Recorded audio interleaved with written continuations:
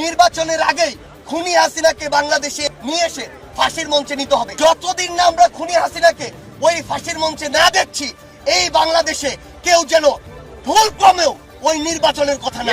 যেই খুনির নির্দেশে আমার এই ভাইগুলোকে হত্যা করা হলো, সেই খুনির বিচার না দেখা পর্যন্ত কিভাবে এই বাংলাদেশে আমরা অন্য কিছু চিন্তা করি?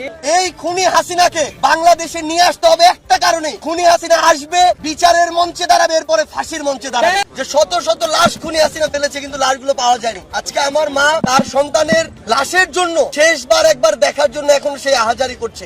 আমরা যেন মরার আগে অন্তত ওই খুনি হাসিনার বিচারটা দেখে মরতে পারি। যে খুনি হাসিনা তার দোসর ছাত্রলীগ, যুবলীগ, আওয়ামী লীগের ক্যাডারদেরকে ব্যবহার করে, আইন শৃঙ্খলা রক্ষাকারী বাহিনীর তথাকথিত যে সদস্যদেরকে ব্যবহার করে এই নৃশংসতা ঘটিয়েছে, এই হত্যাগুলো ঘটিয়েছে, সেই খুনি হাসিনা এবং তাদের বিচার না হওয়া পর্যন্ত বাংলাদেশের কোনো মানুষ, কোনো রাজনৈতিক দল যেন অন্য কোনো বিষয় নিয়ে বাংলাদেশে কথা না বলে।